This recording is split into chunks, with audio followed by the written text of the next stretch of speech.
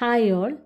ഇന്ന് നമ്മൾ Rhonda burn എഴുതിയ ദ മാജിക് എന്ന പുസ്തകത്തിലെ ഡേ 1 പ്രാക്ടീസായ കൗണ്ട് യുവർ ബ്ലെസ്സിങ്സ് ആണ് പഠിക്കാൻ പോകുന്നത്. എന്താണ് ഈ പുസ്തകത്തിൻ്റെ അടിസ്ഥാന സന്ദേശം? നമ്മൾ ജീവിതത്തിൽ ലഭിച്ചിരിക്കുന്ന നല്ല കാര്യങ്ങൾക്ക് നന്ദിയുള്ളവരാകുമ്പോൾ നമ്മുടെ ശ്രദ്ധ കുറവുകളിൽ നിന്ന് സമൃദ്ധിയിലേക്കാണ് മാറുന്നത്.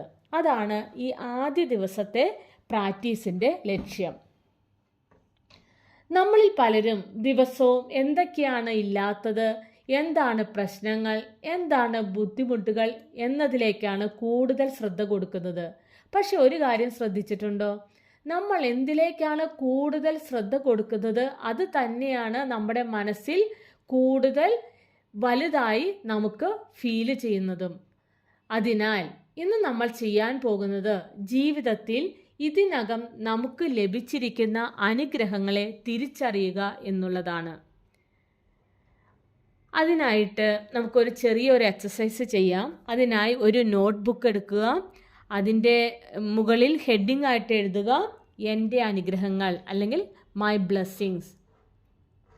എന്നിട്ട് നമ്മുടെ ജീവിതത്തിൽ നമുക്ക് ലഭിച്ചിട്ടുള്ള 10 അനുഗ്രഹങ്ങൾ എഴുതുക. ഉദാഹരണത്തിന് എൻ്റെ കുടുംബം, എൻ്റെ ആരോഗ്യം, എനിക്ക് ലഭിച്ച വിദ്യാഭ്യാസം, എൻ്റെ സുഹൃത്തുക്കൾ, എനിക്ക് താമസിക്കാൻ ഒരു വീട്, ഫുഡ്, ജോലി അല്ലെങ്കിൽ വരുമാനം, എനിക്ക് പഠിക്കാൻ ലഭിച്ച അവസരങ്ങൾ, എൻ്റെ കഴിവുകൾ, ഇന്നത്തെ ഒരു പുതിയ ദിവസം.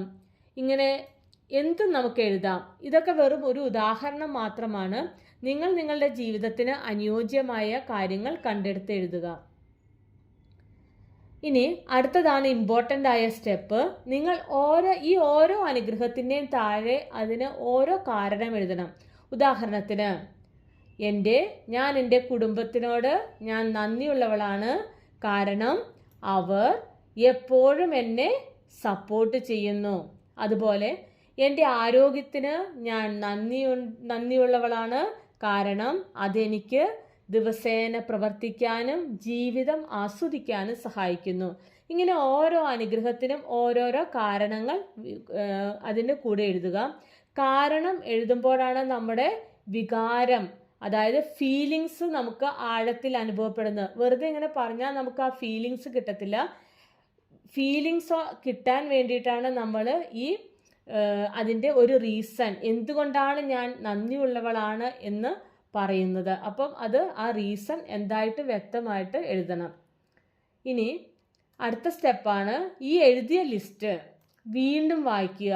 ഓരോ പോയിന്റും വായിക്കുമ്പോൾ മനസ്സിൽ അല്ലെങ്കിൽ നമുക്ക് കേൾക്കാവുന്ന ശബ്ദത്തിൽ തന്നെ നന്ദി നന്ദി നന്ദി എന്ന് പറയുക.